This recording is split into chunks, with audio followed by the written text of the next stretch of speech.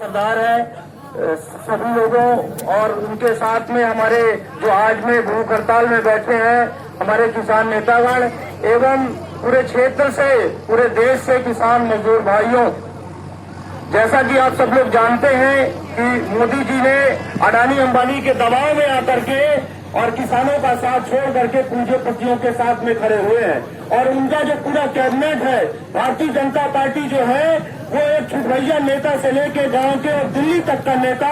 आज उनकी स्थिति ये है कि राहत इंदौरी साहब ने एक शायरी कही थी, उसको मैं रखना चाहता हूँ कि झूठों ने झूठों से कहा, झूठों ने झूठों से कहा सच बोलो, झूठों ने झूठों से कहा सच बोलो, सरकारी ऐलान हुआ सच बोलो। और घर के अंदर झूठों की एक मंडी है, घर के अंदर इनके भारतीय जनता पार्टी के नेताओं के पार्टी के अंदर झूठों की एक मंडी है। दरवाजे पे लिखा है सच बोलो। और गंगा मैया नाव पर डूबने वाले लोग अपने थे, नाव पर छेद किसने की, सच बोलो सच बोलो। प्रिय साथियों, जैसा कि सब लोग आप लोग जानते हैं, हम लोग मध्य प्रदेश से हमारे जो है 5 लोग मध्य प्रदेश पटना जिले से हमारे साथी आए हुए हैं। जिस तरीके से पूरे देश में आंदोलन चल रहा है, किसानों का जनाक्रोश बढ़ता जा रहा है, जिस तरीके से 3 काले कानून लाए गए हैं, उन कानूनों के बारे में पूर्व वक्ताओं ने कई दिनों से आपके बीच में बात रखी है। मैं सिर्फ इतना कहना चाहता हूँ कि सतना से हम लोग जो है अपने निजी वाहन से चल के 800 किलोमीटर आए हैं, लेकिन जो आंदोलन का प्रभाव है वो आंदोलन का प्रभाव इतना है कि हर 2 किलोमीटर पर पुलिस जो है लगी हुई है और हर टूल नाकों पर जो है पुलिस को बैठाए हुए हैं।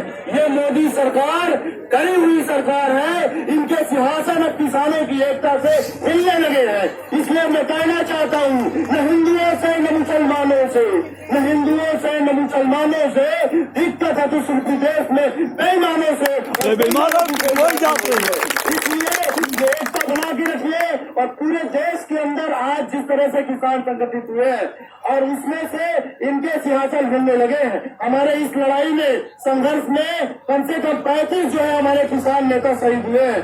जो लोग आए थे, लेकिन आपको सोचने की जरूरत है, हम लोग यहाँ बैठे हुए हैं, लेकिन जिनकी माँ का जो है लाल बुझ गया, जिसकी बहन की जो है कलाई सूनी हो गई, जिसकी जो है सिंदूर, जिस औरत का सिंदूर जो है मिट गया, उसके बारे में अगर आप लोग सोचिए कि सिंदूर उनकी स्थिति क्या होगी, उस माँ की क्या स्थिति होगी। लेकिन ये देश वो है, ये भगत सिंह का देश है, जहाँ फांसी पर चढ़ने के बाद भी उनकी माँ कहती है कि मुझे इस बात का दुख है कि भगत सिंह के बाद अगर और बेटे मेरे होते तो मैं फांसी पर चढ़ने के देश आजादी के लिए मैं देता। ये वो देश है जब हमारे देश के अंदर नौजवान और किसान दो मिलकर के देश को चला रहे हैं। जब हमारा नौजवान शहीद होता है सरहदों पर तो माँ के उत्तर आता है, माँ का क्या उत्तर आता है, माँ का उत्तर आता है कि अभी तो हमारा बेटा शहीद हुआ है सरहद पर,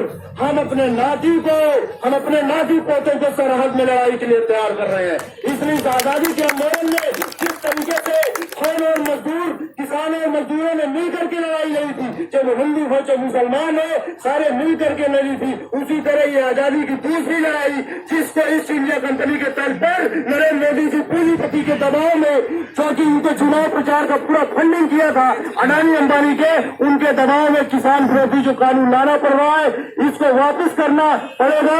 हम ये जानते हैं कि जब जुल्म करेगा, जब जुल्म करेगा, सत्ता के गलियारों से चप्पा मुंह उठेगा इंकलाब के नारों से।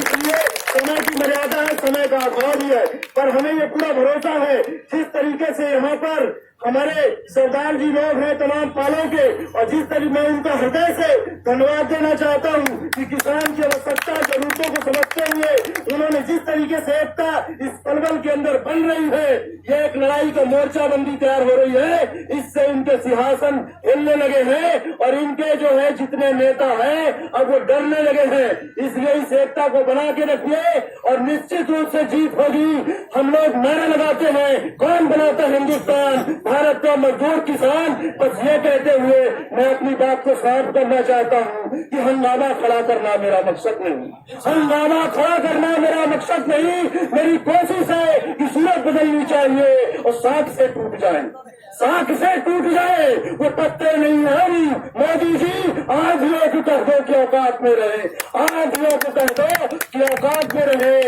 रे तलवार अब तेरी खैर नहीं, अब तो गर्दन ने बगावत कर दी है।